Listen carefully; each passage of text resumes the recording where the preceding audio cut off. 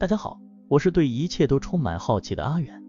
JUICE 即木星冰卫星探测器已于2023年4月14日由欧洲空间局 ESA 发射，它将使用各种仪器，历时8年前往木星及其卫星系统。一旦到达，它将研究木星的冰卫星们，以确定生命是否可能隐藏在它们冰冷的外壳下面。地球一直被认为是一个适于居住的黄金标准。从地球上的生命中学到的经验告诉我们，如果我们想在太阳系中的其他行星上寻找生命，我们需要在同一个地方同时找到3种基本成分：液态水、生命的化学基础和能量来源。以前我们认为这些只能在太阳周围一个被称为是居带的狭窄区域内找到，但我们错了。1979年的旅行者任务和1995年至2003年的伽利略探测器拍摄的木星卫星的图像完全改变了我们对太阳系的看法。它们揭示了我们的行星领域外部存在液态水的证据，远离我们认为它应该存在的地方。今天我们知道木星的第4大卫星欧罗巴含有的水比地球所有海洋的水加起来还多。原来木星虽然位于我们太阳系传统的视居带之外，但它自己创造了一个视居带。这不是由太阳的温暖驱动的，而是由它极强大的引力效应驱动的。鉴于这些新的更冷的视居选项，JUICE 探测器将被送往木星的卫星，帮助天体生物学家了解视居世界是如何在太阳系的外部产生的。JUICE 将通过探索3个木星的冰卫星加尼米德、卡利斯托和欧罗巴及它们的水下环境，来揭示行星和它的卫星之间相互作用的生物学效应。加尼米德将获得JUICE相当一部分关注，但更令人兴奋的是，JUICE将与 NASA 的欧罗巴快船探测器合作，以重点考察欧罗巴。这将是我们第一次在与地球最类似的地外环境去探究外星生命的存在。当探索其他星球时，液态水是寻找外星生命的首选目标，因为它可以溶解营养物质并在环境中传输化学物质。水可以帮助储存和循环行星体内的化学物质，而欧罗巴有充足的水资源。欧罗巴的大部分水都是冰冻的，形成了一个明亮的冰壳，这是地球所没有的景象。这个冰川外壳覆盖整个卫星，厚度估计在16到24公里之间，但它漂浮在深度在64到160公里之间的咸水液态海洋上，其与岩石海底直接接触。这个冰层最引人注目的特征是红棕色非冰物质，例如混合了硫酸镁和硫酸的交错双极核凹槽。对格陵兰冰盖上类似极的最近研究表明，这些可能是由于冰壳表面附近的液态水口被挤压到冰层裂缝中上升而形成的。普遍认为欧罗巴内部有一个海洋，但我们还没有直接看到它。最佳证据是间接的，因为我们观察到木星强大的磁场在经过欧罗巴时会在欧罗巴内产生一个磁场，而一个全球性的咸水海洋最有可能产生这种磁场。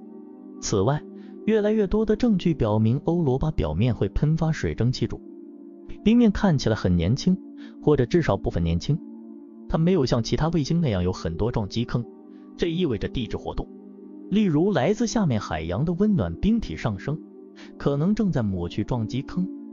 并使欧罗巴保持相对年轻的外观。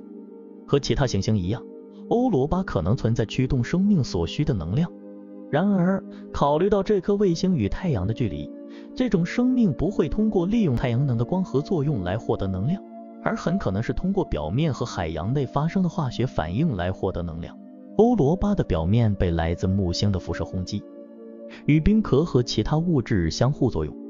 将它们转化为一些生命的化学基础组分，包括游离氧气、过氧化氢、二氧化碳和二氧化硫等。例如，如果氧气进入海洋，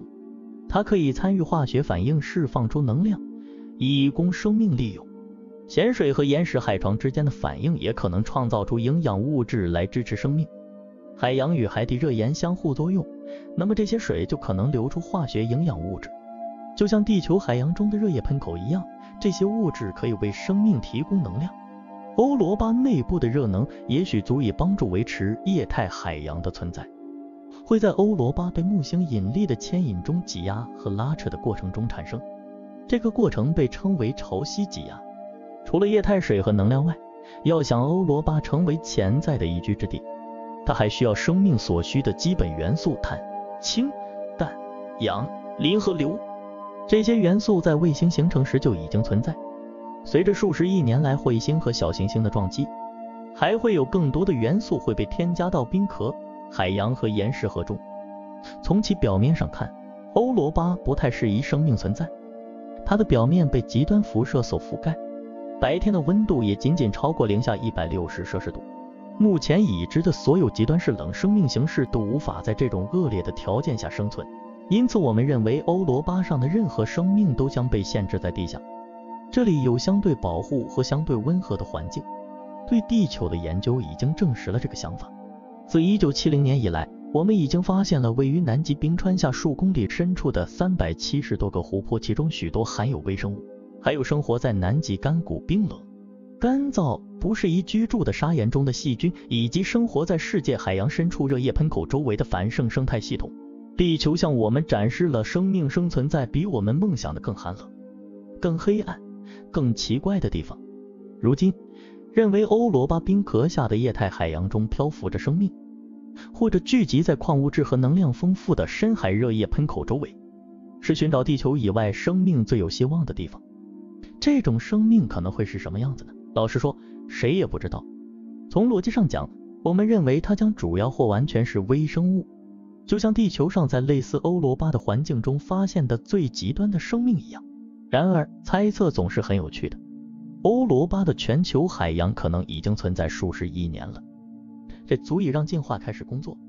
欧罗巴可能隐藏着一个生命活力旺盛的生物圈，支持着更大的生命形式，也许它充满了欧罗巴章鱼。当然，我们不能排除这种可能性。欧罗巴让人兴奋的是，我们谈论的生命不是古老的生命或其在矿物和冰中留下的过去存在的标记，而是可能在今天就存在的生命。在2031年7月，当宙斯到达木星系统时，这艘以太阳能为动力的航天器将利用其10个科学仪器的全部能力，揭示木星的3个冰卫星隐蔽地下海洋的视居性潜力。宙斯2次飞越欧罗巴，并与 NASA 的欧罗巴快船任务合作。由于我们不能很快着陆在欧罗巴上，也无法直接钻入冰层或取样海洋，因此我们需要通过远程观测和间接采样来获取信息。多波长高分辨率地图制作可以帮助我们确定冰层或非冰红色物质的组成，并通过搜索生物标志物和确定生物必需元素的分布来评估卫星可能的视居性。我们还可以使用穿透冰层雷达将欧罗巴的地下结构映射到9公里深度。我们也可能会进行欧罗巴海洋的采样，因为可能会有海洋渗漏到太空中。如果确实存在喷流，则Shoes 可以研究喷发的灰尘和其他物质。如果该物质源于海洋，则可能含有标志生命的分子。尽管 Shoes 并非旨在寻找的外生命，但它将帮助我们评估欧罗巴的可居性。它将使我们了解更多关于其海洋和表面边界的信息，评估条件对生命的适宜程度，并揭示欧罗巴内部的地质活动程度。如果通过注册随后的任务和观测，我们有一天发现生命在欧罗巴上诞生，那么宇宙中的生命可能真的无处不在。好了，今天就讲到这里了。如您喜欢我的视频，别忘了点赞哦。新知识正在来的路上，欢迎大家订阅我的频道，谢谢您的支持。